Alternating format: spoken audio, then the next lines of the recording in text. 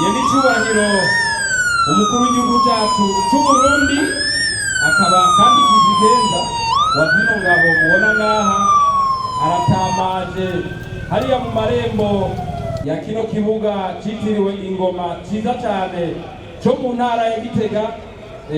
Abanyagitego no munsi nyumari bwabone nyenicyubahiro umukuru w'igihugu cyacu atamaza ukuri hano ugira kakari twavugana y'amashi amaboko ari hejuru cyane kandi mugumize ko muhaguruke mwese kandi mugumize ko umwirabiye wa muntu namwe nabarira musanzwe muzi cyane ngaha muri kino kibanza mugumize ko gushika ashitse imbere aho azabutangura kugenzura ingabo nyenicyubahiro umukuru w'igihugu cyacu cy'u Burundi ya Gitega.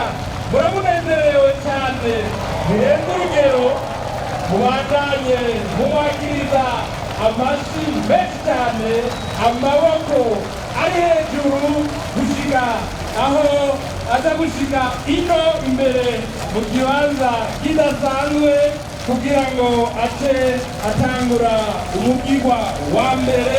Mubandanye n'abari hari inyuma, amaboko gumiza hejuru, amashi menshi cyane, umunezero imbere mu kibanza cy'ubwugamo, ikibanza gikuru niho ashize.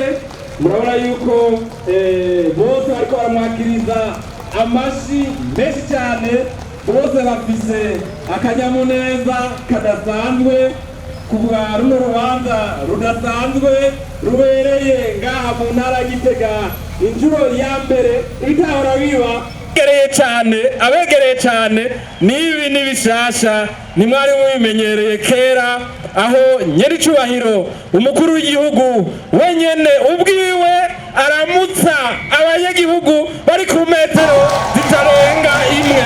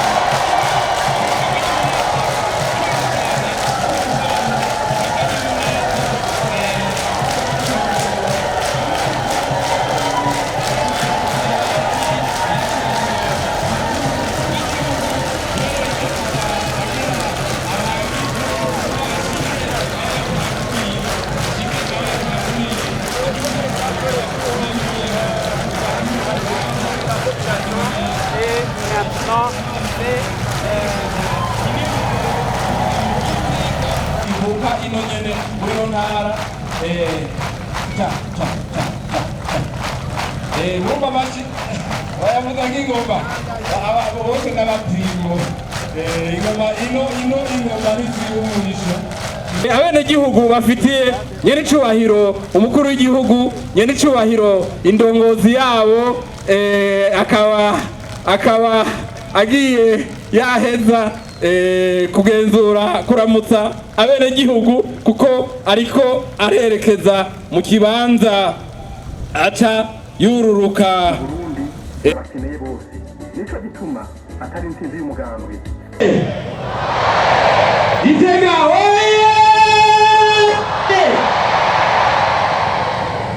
amashi menshi kandi kuri nyenicyubahiro umukuru w'igihugu cyacu cy'u Burundi arangije kubaramutsa aho yazungurutse ikibuga cyose yegereye abenegihugu ku metero itarenga imwe kugira ngo abiramukirize wenyene amaso mu yandi. Ubu rero akaba ashitse ngaha imbere mu kibanza c'ubwugamo c'iteka, akaba agira yururuke yangendeshwa idasanzwe nayo nyene mwabonye ijya mbere ngako uno mugwa mukuru wa politike w'intara Gitega.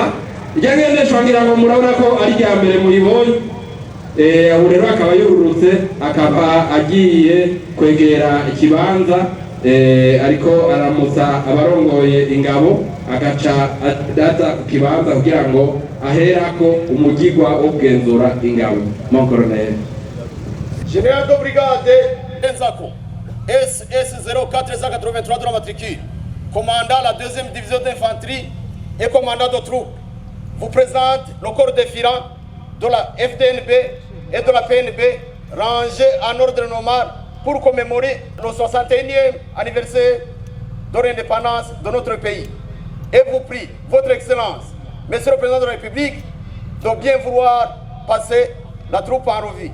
À vos ordres, Votre Excellence, Monsieur le Président de la République.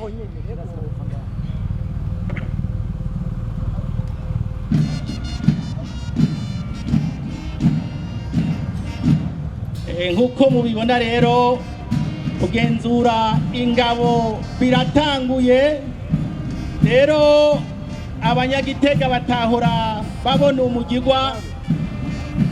Uyu ni umugigwa wama ubaho rimwe mu mwaka, akaba ari umugigwa ujanye n'iki kiringo turimwo, uwo munsi mukuru uhambaye wo kwikukira ku Burundi.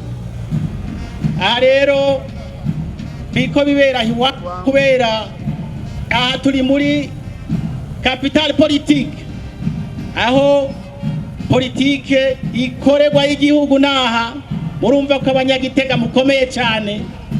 Aha niho politike y'igihugu ipangirwa, hanyuma ibintu bikagenda neza. Aba mubona bari hano n'abasirikare batowe mu bandi kubera ububangutsi n'ubumenyi mu bijanye n'ivy'igisirikare no mu gipolisi ngene byagenze uko nyene, batora aba bafise ububangutsi n'ubumenyi muri uyu mugirwa, akaba aribo bashira imbere y'abandi. Ibintu bimeze neza bijanye n'amategeko, bijanye n'ingene ibintu birizwa kumera.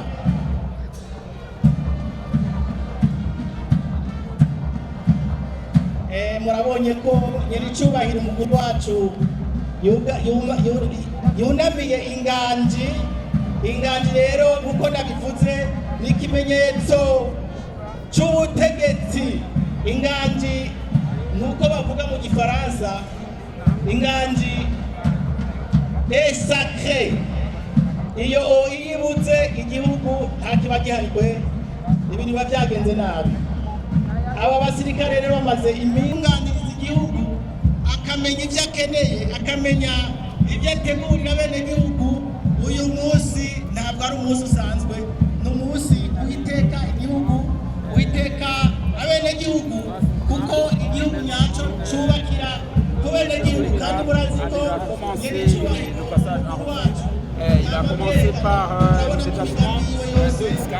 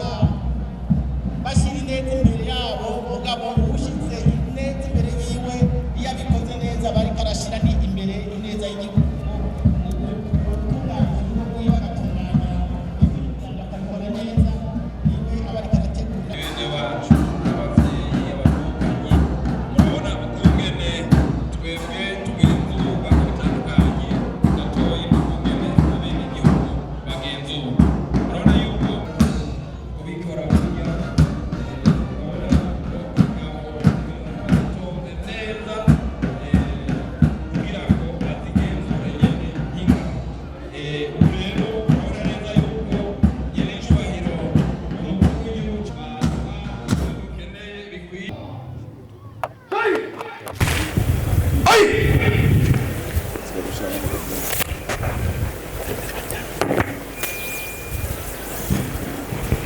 Le défilé est à présent terminé. À vos ordres, Votre Excellence, Monsieur le Président de la République.